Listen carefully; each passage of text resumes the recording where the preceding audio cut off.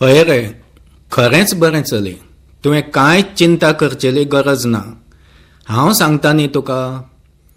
सुहास सामकें आत्मविश्वासान सांगतालें. तें मरे हेवटेन आनी तेवटेन पळयना. मान सकल घालून सरळ चलता.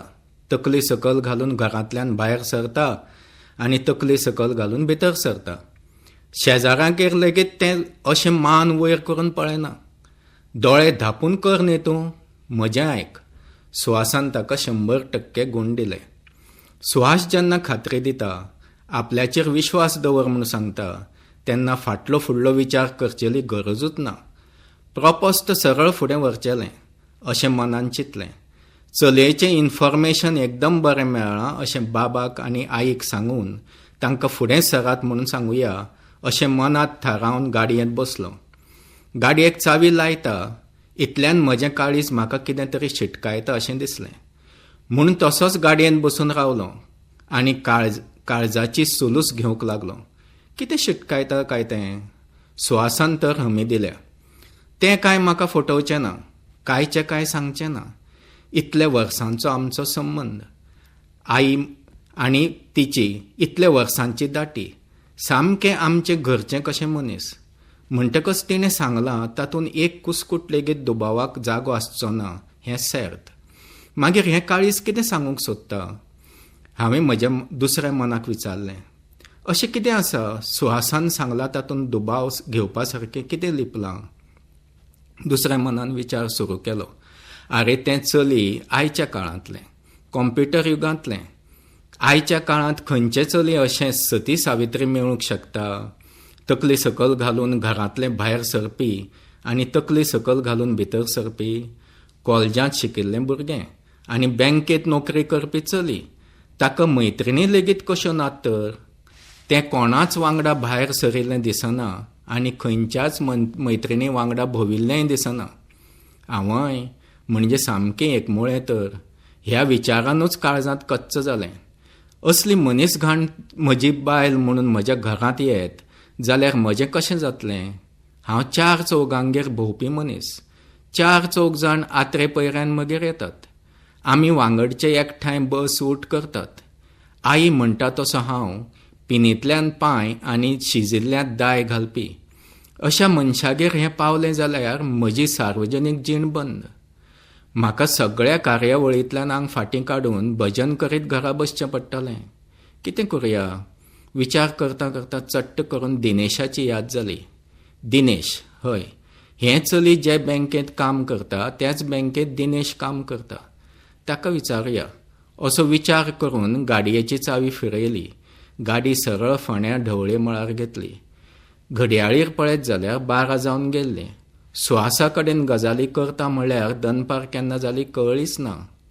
तें मरे तें आमचे बँकेत लागलां म्हणून आयकलां. पूण तें सावड्ड्या ब्रँचींत आनी हांव हांगा ढवळे. गाठ भेट जावप कठीण. म्हणटकच तुका सामकें लेटेस्ट इन्फॉर्मेशन कशें दिवं? तुजे कोण इश्ट ना सावड्ड्या ब्रँचीन तर? तशें आसात रे. जालें तर काड मरे तर इन्फॉर्मासांव. काडटा रे.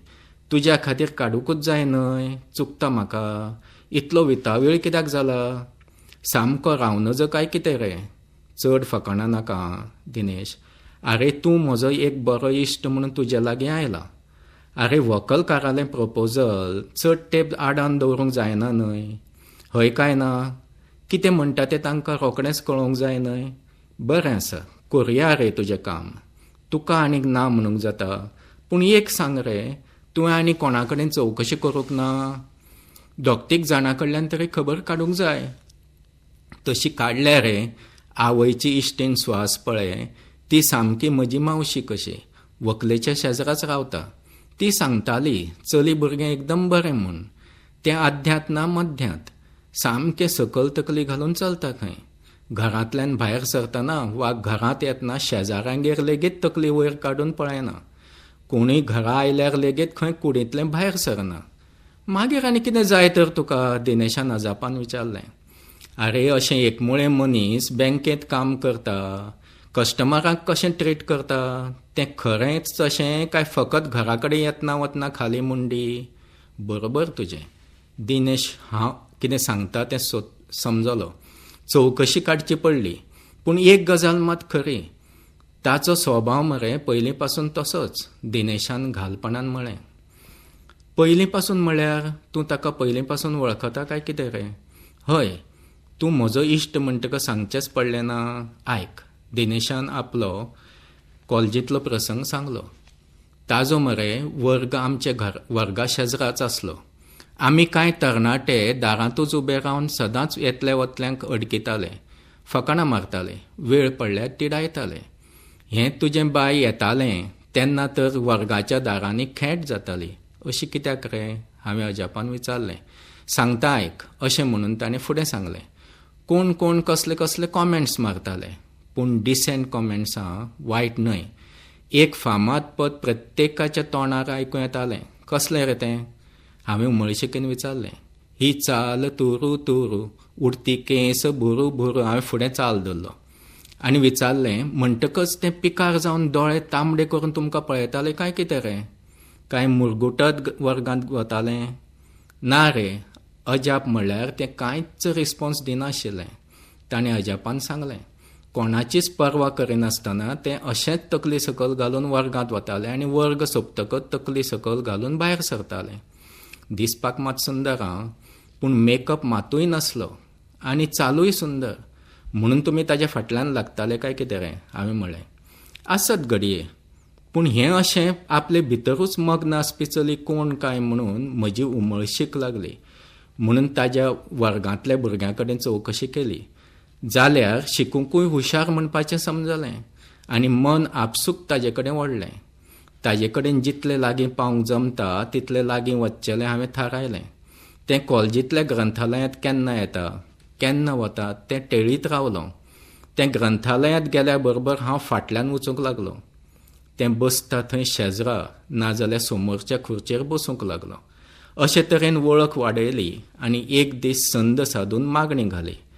पूण ताणें सरळ शब्दान नाकार दिलो आनी उठून चलपाक लागलें. मागीर तुवें पाटलाव केलो काय ना रे? ना, हांवें कानाक पिवळ घालो आनी हा वेळ मेरेन हांवें ताजें तोंड लेगीत पळयलें ना. तें आमच्या सावड्डे ब्रँचीन लागलां इतलेंच म्हाका कळ्ळां. बरें तर, तुवें बरी म्हायती दिली. पूण आतां तें कशें कितें ती चवकशी मातशी काड आनी म्हाका रिंग दी. तूं कांयच काळजी करूं नाका रे, हांव रोखडोच कळयतां तुका, दिनेशान सांगलें. पूण हांव ताजे कडल्यान म्हायती मेळसर रावलो ना. आवय बापाय खंयकार सांगून उडयलो. तांणी तांच्या पावंड्यार सगळे सोपस्कार पुराय केले. व्हंकलेक पळोवपाची कार्यावळ जावन साकरपुडो आनी लग्न नोंदणी दीस थारायलो. सामके लागींचे इश्ट मित्र आनी घरचीं हांकां आमंत्रणां दिलीं. साकरपुड्या दिसा सकाळीं बेगीन उठलो. तोंड धुवन केंस कापणी करून खाड करून वेवस्थीत न्हवरो जावन आयलो. घरांत पांय दिला मात फाटल्यान व्हंकले बापायची गाडी दारांत. व्हंकले बापूय तकली सकयल घालून भितर सरलो. हांकां सगळ्यांक तकली सकयल घालून चलपाची संवय दिसता, म्हज्या मनांत विचार आयलो. इतल्यान ताणें म्हज्या हातांत एक चीट दिली आनी कदेलीचेर बसकण मारीत म्हळें, ह्या चलयेन आमकां सगळ्यांक तकली सकयल घालूंक लायली. म्हज्या मनांत पाल चुकचुकली. चीट उगडून वाचली. तातूंत 4च वाक्यां आसलीं. साकरपुडो रद्द करात. म्हजें दुसरे कडेन थारिल्लें आसा. हांवें ताजे वांगडा वचपाचें थारायलां. म्हाका सोदचेले भानगडीत पडूं नाकात.